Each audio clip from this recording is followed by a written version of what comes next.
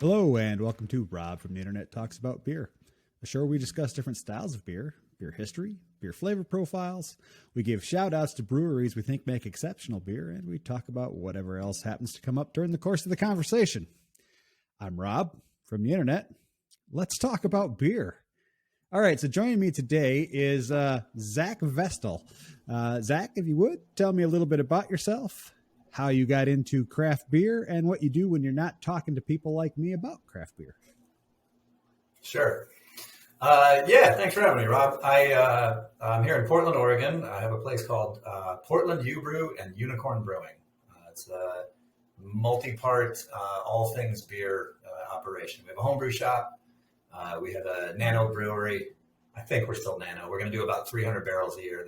300 barrels this year. It'll be our best year ever. And that's pretty nano.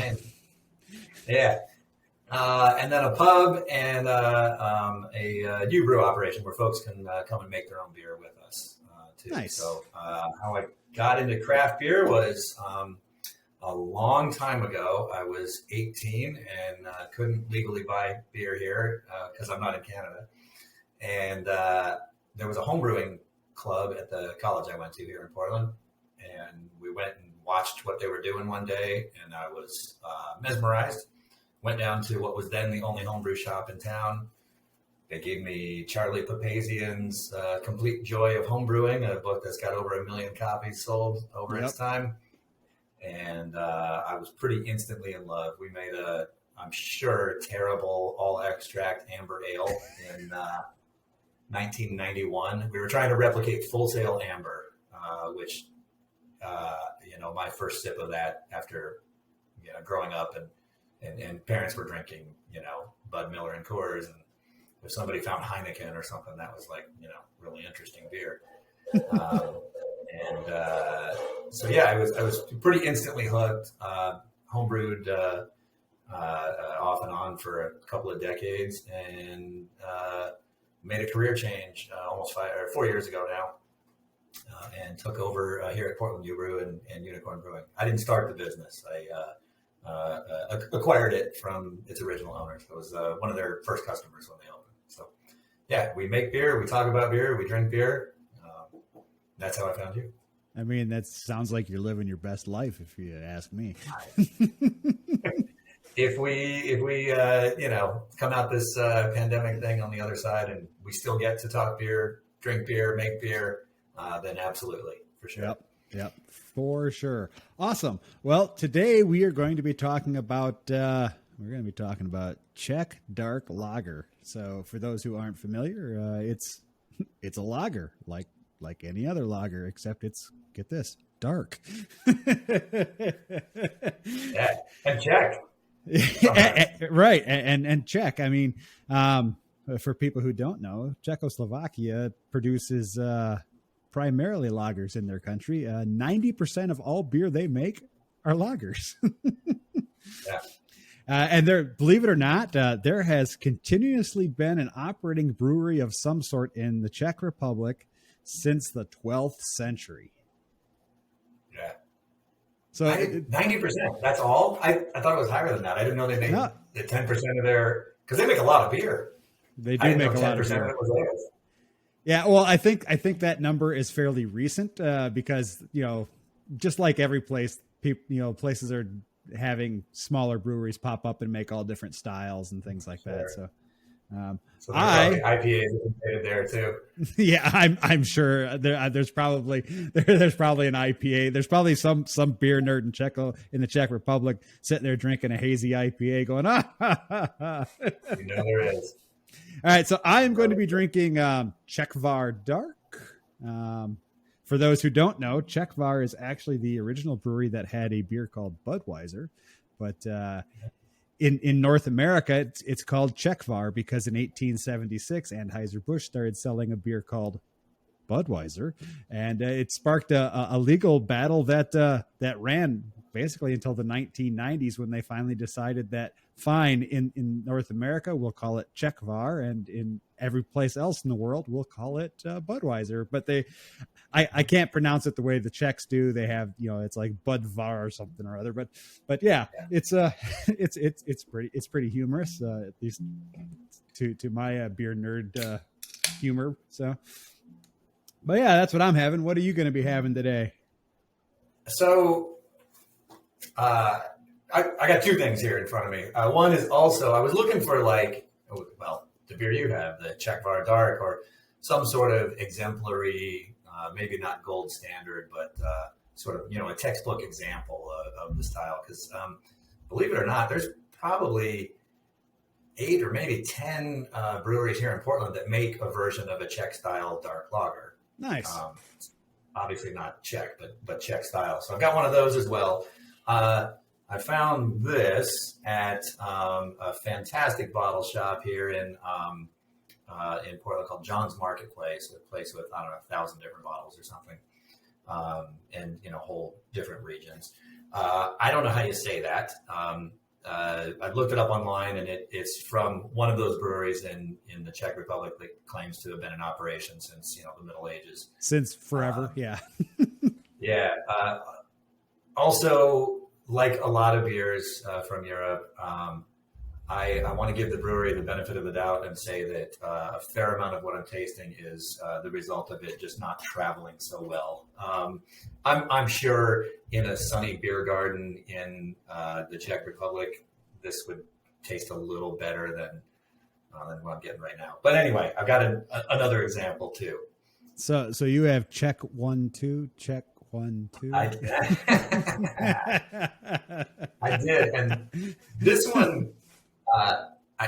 Name alone could be a whole topic of conversation. So we've brewed several Czech style dark lagers here at our brewery, and they're quite popular. It's a style I really like for several reasons. You get a hint of that roastiness of a dark beer, but nowhere near the level of roast of like a dry Irish stout or certainly an American style stout. But you also have the clean lager finish because of that cold fermentation, maybe a slightly lighter hand with the dark malts, and then a long, all of our lagers are minimum 6 weeks as we ferment for 2 and lager for 4. Our beer's all unfiltered, so we have to do that. Even our Czech style Pilsner, which it's our top seller for the last couple of years. Anyway, Heater Allen is a brewery here in Oregon, not right in Portland, but just outside of town, out toward wine country, a town called McMinnville. And they started brewing Pilsners about the time IPAs got really popular. So I'm sure a lot of people told Rick and his daughter Lisa, who's now the head brewer, that they were crazy. But to hear Rick tell the story, he says, Rick Allen, he says, yeah, I couldn't figure out why nobody around here brewed a good Pilsner. And so he opened a brewery, and their flagship beer was Pilsner, Heater Allen Pilsner. And it caught on. Sometimes when everybody else zigs, it makes sense to zag. Yep. And it was like, I can't remember when they opened. I know it's over 10 years ago now. So it was, the IBU arms race here on the West Coast of IPAs. It was just more and more bitter and more hops. How do we get more hops in there? And that's still going on, not with the bitterness, but how do we get more hops in there? Breweries using 8 pounds per barrel just in dry hopping, and they're having to make new hop products, cryo hops and extracts just to be able to get more hops into a beer. Yep. And Rick and Lisa come along and they're like, what if we just made a really well-made Pilsner? I wonder if that would be popular. And what do you know? It has been. What do you know? So this one, there's a lot of great examples here in Portland. There's Wayfinder does a ton of excellent lagers. Zeugel House, Occidental. We're spoiled here. There's something like 80 breweries just in the city limits. Nice. So you're never far from one.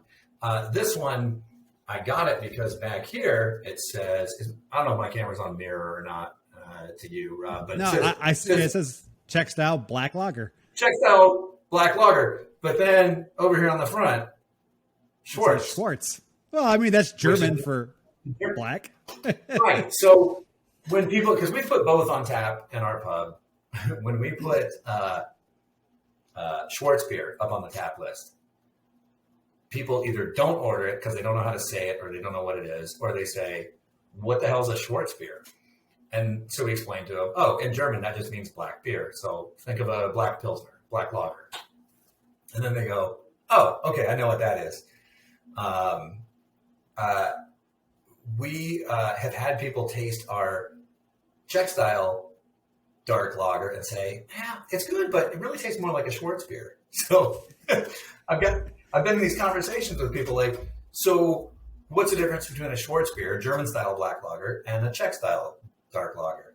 And the best 2-word answer I can come up with is Saaz hops. Yep. The Czech grown Saaz. If you use those, it's a Czech dark lager. I know maybe you use Czech Pilsner yeast instead of a German lager yeast or whatever, but they're two versions of, at the very least, a very, very similar style. This one's fantastic. It has all the things I love about the style. It's dark and roasty, but clean and lager-like at the same time. They're really, when these are well made, it's really like a magic trick, Rob. You look at a beer like this. People are, light beer drinkers are so scared when they see that, right? They're like, oh, I'm not going to like that. That's dark. And you say, yeah, just have a taste of it. And they do. And wow, that actually really has that lovely, clean lager finish. And it's a beer that just begs for another sip. You get the hint of roast. Yep. But the clean lager finish. It's really just the best of both worlds, if you ask me. So yeah, this one. It really is. Yeah, it's fantastic. So glad you could find one there. I know when we were talking about doing this, another style I'm fairly passionate about is Kentucky Common, and your response was, I can't get one of those here. I guess I should have known that in Canada, maybe they're not brewing a lot of Kentucky Commons.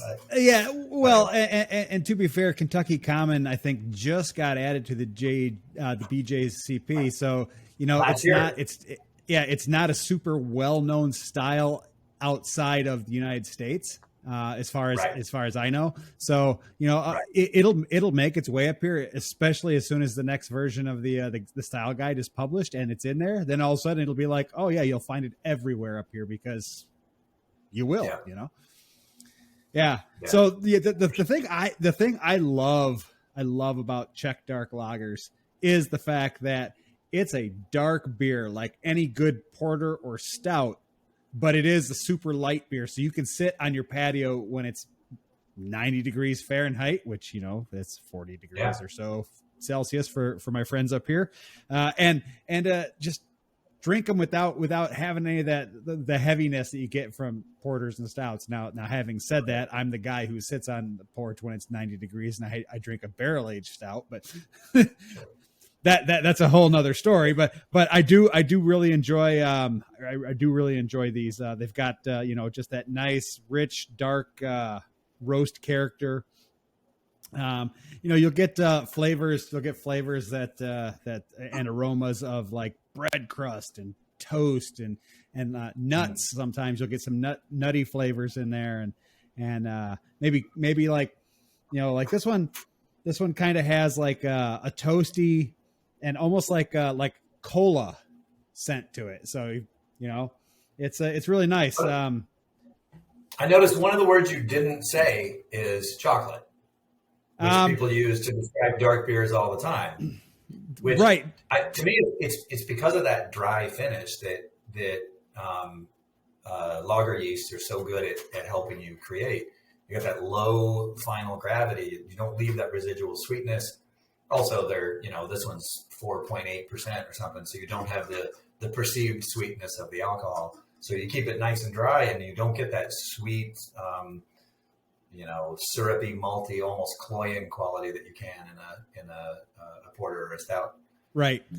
Yeah, I mean, honestly, the darker roasted malts that are used in this are primarily used for color.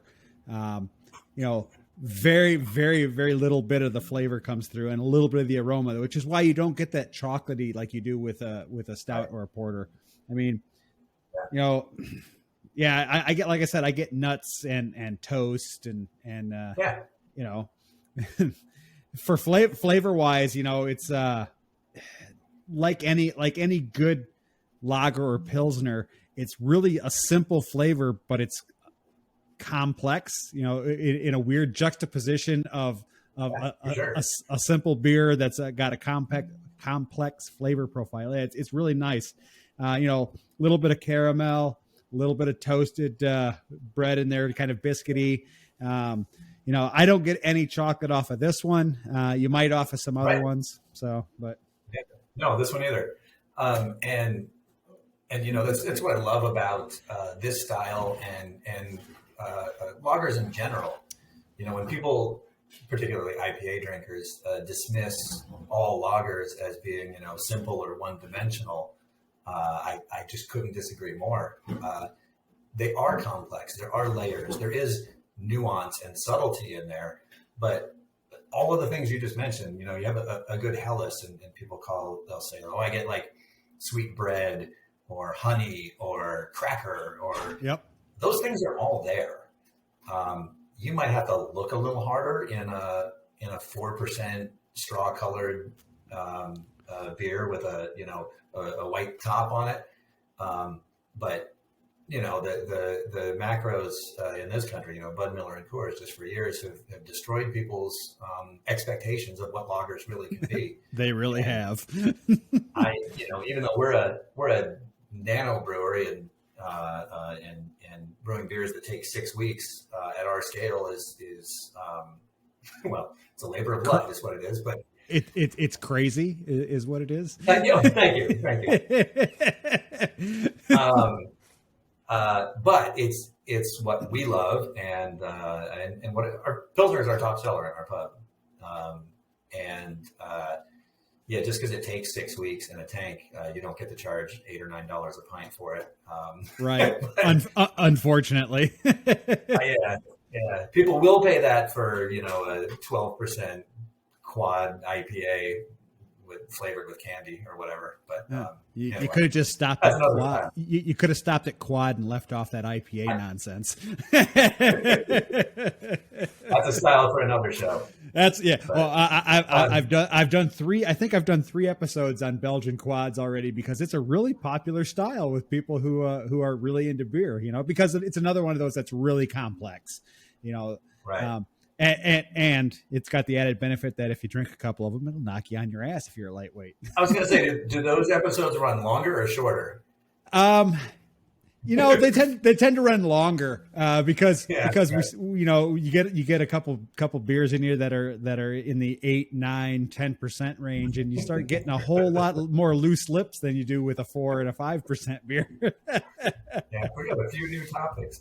So I don't know if you do much brewing yourself, but you mentioned I do. You know, the grains.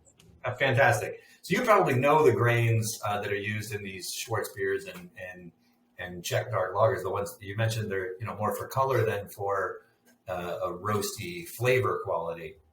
Mm-hmm. And one of our favorites in both the Schwartz beer and the Czech dark lager is from Weirmann in Germany, Carafa. They make it in a 1, 2, and 3.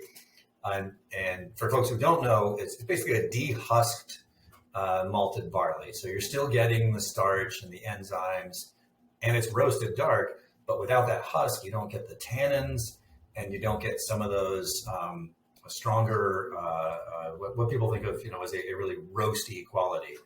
Right. And so, you know, you don't get chocolate, you don't get coffee, you don't get those really bold, dark flavors, but you get, you know, just enough that in a really balanced 4.5% clean lager. I know Greece makes one called Black Prince or Prince, something like Prinz. That. I think it's a Z, Prinz, isn't it? And we haven't used that one much here. We found Carafa too, and on our Czech dark lager, which I'm out of, otherwise that'd be the beer I was drinking right now. That just almost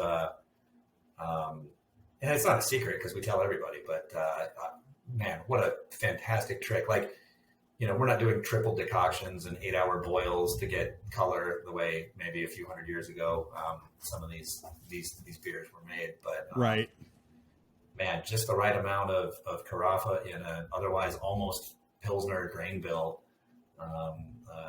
Once you get that ratio dialed in and on your technique and your brew house, it's yeah. Well, the other thing that's really nice about the dehusked malts is, like you said, you don't get the tannins and things like that, and you also don't get the bitterness. You don't get nearly the bitterness level that you do with a malt that's still got the husk on it.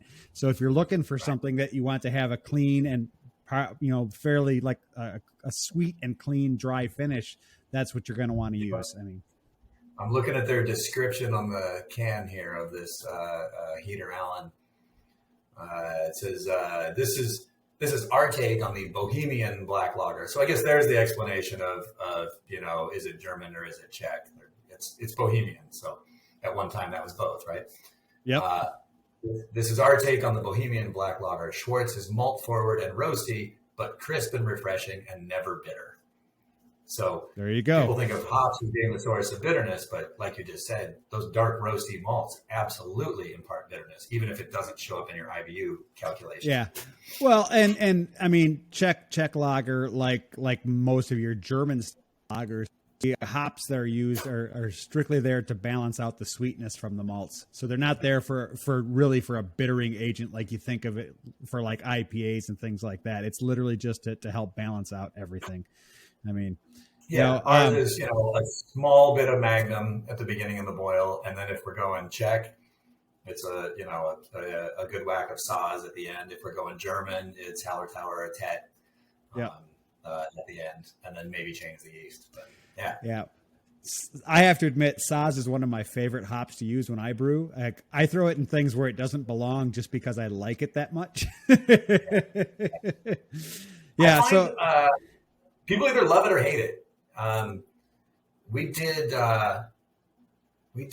got our hands one year on some U.S. grown Saaz and did a fresh hop beer, and I was certainly too heavy handed with the fresh hops at the end. I used to think that it was just about impossible to fit too many wet hops in the kettle at the end of the boil or in the whirlpool. Physically, you just couldn't put too much in there because there's so much volume. Right. I've backed off on that a little bit, but yeah, we had a Saaz beer that some folks were like, "Oh, what is that spicy?" One person said they thought they tasted mushroom, which I've never heard for Saaz hops, but they definitely have an earthy quality to them. They do, and they do have a slight. Yeah, they do have a slight like. Not really a spiciness, but it's kind of like in the same order of pepper. It's that kind of peppery kind of, it's not like, it's not spicy. When I say spicy, people tend to think like hot peppers and things like that. I'm talking, it's like spicy, like peppercorn style spicy, where it's not like, oh my God, this is hot. It's like, oh, that's got a little bite to it, and I can see where if you used, a bit too much, you could get that in a beer. we get excited at fresh hop season here in the Northwest. Well, yeah, I mean, Rob. Shit, you guys are right next door to Washington State, so two of our fresh hop brew days this year, I mashed in, drove to a hop farm to pick up the hops. In one case, I was the first one there because I was earlier than what my pickup time was. I held a box at the end of the conveyor belt that they filled up with hops just out of the field, drove back, and we had them in the boil kettle 2 hours later because we were doing the mash rest while we were like, that's stuff you just can't do in large swaths of the brewing world. And so, yeah, we get a little excited at fresh hop season here. Yeah, sure. I can imagine. For people who don't know and are interested, the proper glassware for a dark lager like this is a fluted style glass. If you don't have one of these, a shaker pint will do in a pinch. But as I always say, a good beer is going to be a good beer no matter what glass it's in, but it's going to be an even better beer if you're in the proper glassware. What's good? Maybe you've done more research on this than I have, and I've certainly never done any beer tourism in Europe. It's on my bucket list. Oh my gosh! But so, what is the dimpled mug? What's that the right beer for? That's the right beer for a beer festival. I mean, the right glass. Because Helles, I've always seen pictures of a Helles in a dimpled mug.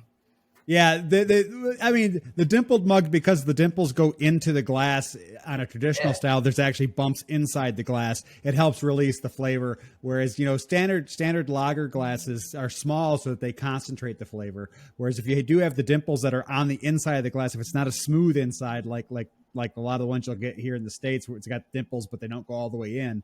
Right, those dimples. Yeah, those dimples will actually help release the gases, which will cause it to have a thicker head on the top, which releases more of the aroma. It serves the same purpose as like when we drink these with these narrow topped glasses to concentrate and to release all the aromas. Have you traveled to Cologne, Germany? I have not. I have not. It's pretty sad. I'm second generation born in North America, and half my family is still over in Germany. I've never been there. I haven't either. It's on the list. But you've seen the pictures or read stories of how they serve beer in Cologne in those tiny little straight-sided, spike they call them, or whatever that glass is. Yep. And the theory on those is, well, they want every sip to be, nice and cold and as good as that first sip. And so they're in these little glasses this tall, and they bring you a tray of them and just put little tick marks on your, on the end of your table. And, you settle up at the end, and you don't even have to ask. They just, as the tray gets, depleted of little small glasses, they just come and bring more. But it's like one of those. The Glassware's a whole thing. Yeah, it is. Yeah. And every style of beer has proper glassware, and if it's a Belgian style beer, every single Belgian beer has its own glass. For people who are interested, yeah, right. For people who are interested, the proper serving temperature for this is 7 to 10 degrees Celsius or 40 to 45 degrees Fahrenheit. So keep it cold, but not super cold. It doesn't have to be kept as cold as like your Buds and your Millers, the things that you're drinking just to refresh yourself that don't really have any real flavor to them. You want this to have a little bit of heat on it. On the front of this can, so that's right. That's right. If you're looking for examples of things to pair with this beer, pho, if you're familiar with that, the Asian soup, pho is great with this. Smelly cheeses, so your blue cheese and any cheese that really has a nice rind on it, those are typically really good with these because the light dryness of this cuts through with the fat of the cheese. And then kettle corn, if you like snacks. I would argue that most lagers are underrated as food beers. We're on tap at about a dozen bars and restaurants around town, and the restaurants in particular will be like, "Oh, IPA sells." And I was like, "Yeah, it does, but it's going to make your food taste funny." Right. But, an IPA is a great standalone beer. I always equate it to, for wine drinkers, I always equate it to like a Zinfandel or a Shiraz or something like, the Australian Shiraz, like big, bold, hit you in the face flavors that unless you're really careful, that's going to really compete with food flavors. Yeah. So, get something with a crisp, clean finish that maybe brings a little bit of more subtle flavor to the party, and it's going to pair with a wide variety of foods, even spicy stuff. Oh, yeah. Like standard Pilsners and lagers are fantastic with spicy food. And people don't realize, just look at all the Vienna style lagers that you get, or as when you're in Mexico, the Mexican style lager, which is just a modified. Negro Modelo or absolutely. They're modified Vienna lagers, and they go fantastic with spicy food because they have that nice clean finish, and it helps cut through the spice and the fats in the foods that you're consuming. So yeah, exactly. This is completely off the topic of this style. Can you think of a food that pairs well with, say, a double hazy IPA? Double hazy I can't. IPA. I just, it's not a trick question. No. So it depends. Cool, it depends. If you're going for something that would complement that, then I would say yes. Go with something like a cheesecake with like a mango drizzle on it. Well, now if you're going for something, beers, so if you're going for something that's going to contrast that, I would go with going with another dessert. I would go with something like a semi-sweet chocolate, like one of those chocolate flourless torts. That would go well with it. If you're looking for something for it to cut, that I don't, I wouldn't. I mean, unless you're doing it with a dessert, those super juicy, super hazy IPAs, they're more like, they pair better with dessert foods than they do with appetizers and main course meals. Or I guess another pint. What do you pair it with? Another glass of the same thing. That'll work just fine. Yeah. I mean, there's, so I've said this, I don't know on how many episodes. I'm not a huge fan of the IPA world. You can keep your West Coast super bitter IPAs. You can keep your East Coast super juicy, hazy bullshit IPAs, and just give me a traditional old English IPA. It's got that strong malt backbone with that bitter punch at the end. I mean, that's wow, man. I've found a kindred spirit, Rob.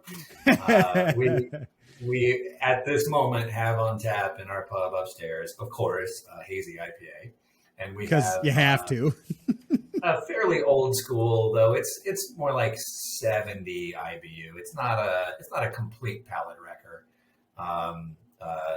More of a West Coast style, and we brew that. And I'm trying to think of the number of times I get done with a day and go sit at the bar for a pint and ask for either one of those, and it's rare unless it's fresh hop season, and we do a fresh hop version of those.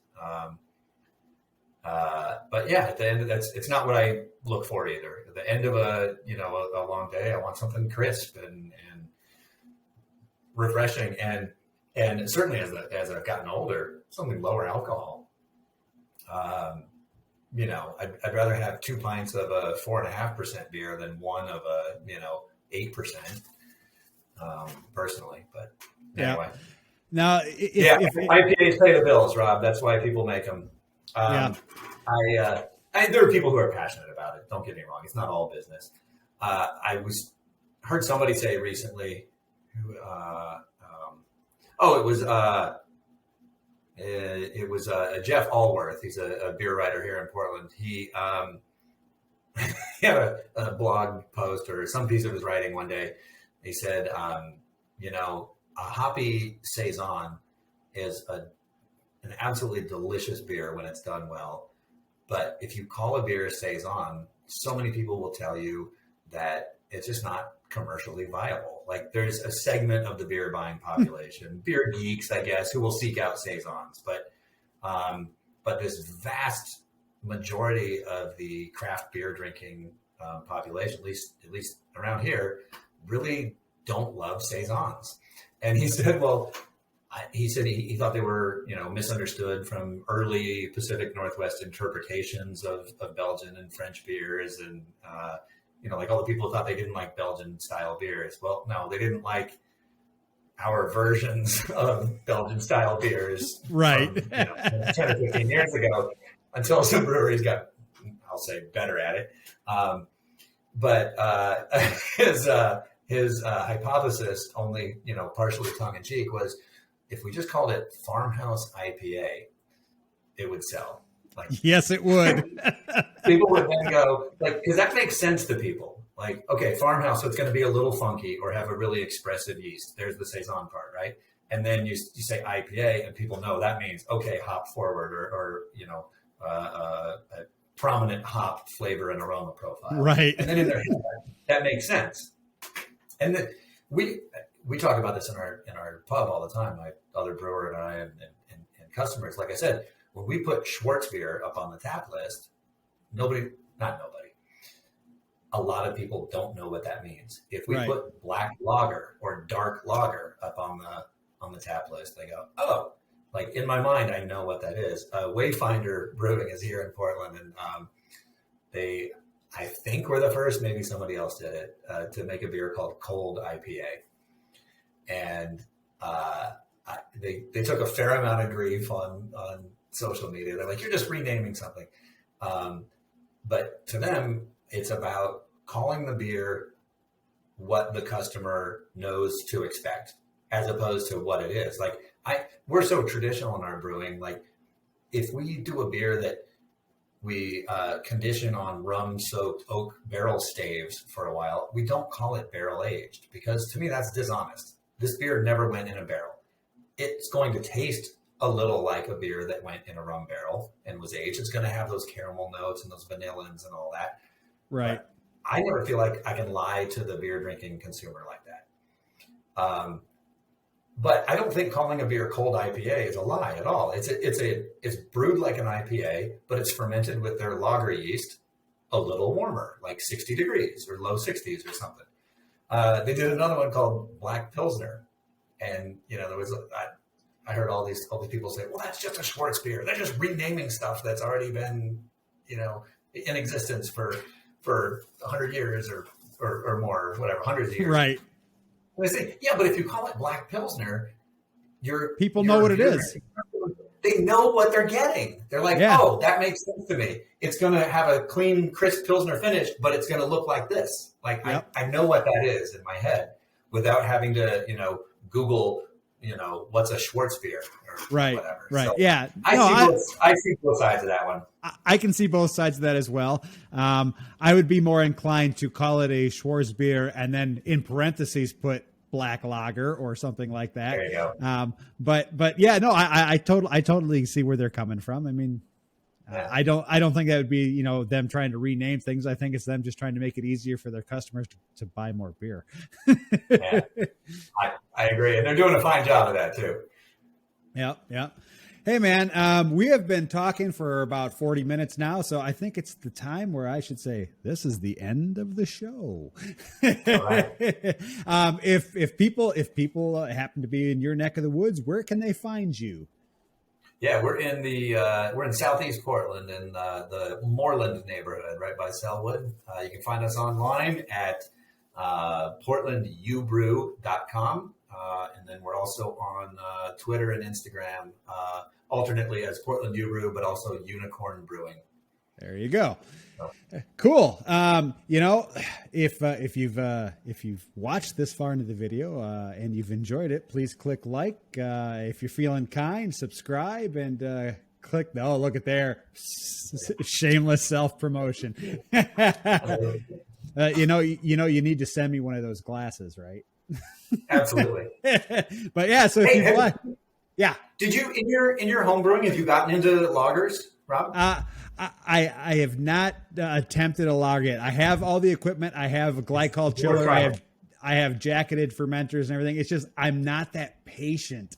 They take a while, but that the Bohemian lager yeast, you can use that at 60, maybe even push it 62 degrees and make pretty clean lagers. Yeah. Fahrenheit, of course. But anyway. Yeah. No. I work in both. So, I'm originally from Illinois, so I know Fahrenheit like nobody's business, but I was in school. I was a science major, so I know Celsius and the metric system just as well. I actually still brew in Fahrenheit just because that's what I've always brewed in. I've been brewing for 15 years or so in Fahrenheit, and I just keep everything in Fahrenheit. But yeah, so as I was saying, if If you enjoyed the video, please like it. If you're feeling generous, please subscribe and click the little bell to be notified when there's new episodes come out. If you have a question for me or a question for Zach, leave them in the comments down below, and we'll be sure to answer them. If you have a suggestion for a beer style, or a guest you'd like me to try and get on my show, I can't guarantee I'll be successful, but I will definitely give it a try. Leave that down in the comment section below. Other than that, until next time, I'm Rob from the internet. Cheers.